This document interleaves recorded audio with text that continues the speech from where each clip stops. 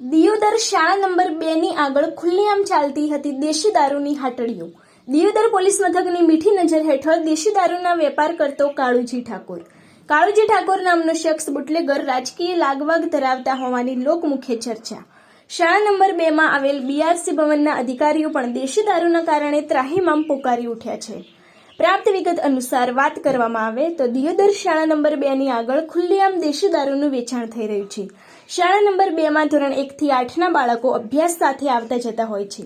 બાળકોને ત્યાં શિક્ષણ આપવામાં આવતું હોય છે, પરંતુ દિયોદર પોલીસ મથકની મીઠી નજર હેઠળ કાળુજી ઠાકોર નામનો શખ્સ ખુલ્લેઆમ શાળા નંબર 2 ની સામે દેશી દારૂનો વેપાર કરી રહ્યો છે। શાળા નંબર 2 ની અંદર બીઆરસી ભવનના અધિકારીઓ પણ ત્રાસી ગયા છે। ગુજરાતના રાજમાં દારૂબંધી તો છે, પરંતુ કાગળો ઉપર જ છે। શાળા નંબર 2 ના શિક્ષકો આચાર્યો દ્વારા વારંવાર લેખિતમાં રજૂઆત કરવા છતાં પરિણામ શૂન્ય મળી રહ્યું છે। દિયોદર પોલીસ દેશી દારૂનો ધંધો કરતા કાળુજી ઠાકોરને છાવરી રહી હોય તેવું લાગી રહ્યું છે। દિયોદર પીઆઈ શ્રીની સુંદર અને સરસ કામગીરી કરવામાં આવી રહી છે। આજનું બાળક એ આવનાર પેઢીના ભવિષ્યનો નાગરિક છે।